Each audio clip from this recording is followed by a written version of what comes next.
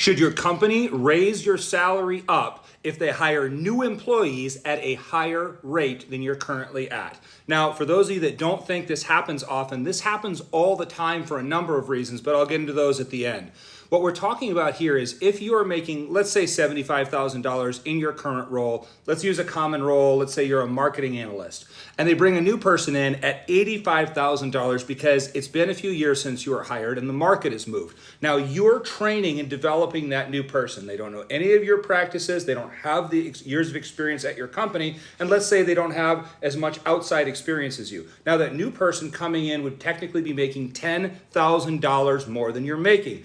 Is that okay? Well, people are like, absolutely no, it's not. And the reason that this is such a problem is because there was laws passed a few years ago that said that salary what your salary is and discussing it among employees is legally protected. Employers can't, they used to have company policies where they would get you in trouble for talking about this. Now employers can't ban employees from talking about their salaries. So it's not just that where employees will see the salaries. Many states, including California, now have it where you have to have the employee's salary listed, the job band pay in the job description. So let's say you're working at that company and you see your same role goes up, they're hiring more people, and it's 10 grand more than you're making. Now you're put in a position where you're training and developing somebody with less experience than you and making more than you, and people are really upset about this. So how does a company fix this, and what is the responsibility for a company to fix this? Well, first of all, the right thing to do is what's called a market adjustment. And a market adjustment means that you're going to go to the people that are already in there and say,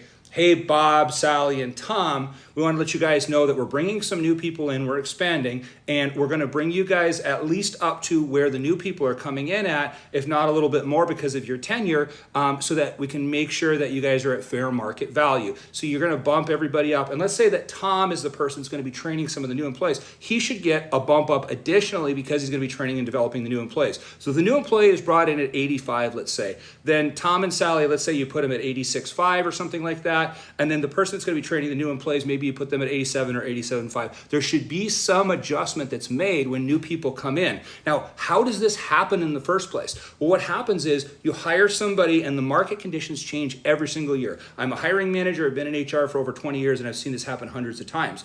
So when new people come in, the market can have moved within 4 to 6 months, and it might be a higher market then. So you come in and they're negotiating the salary and they come in 5 or 10 grand higher than the people that are existing there.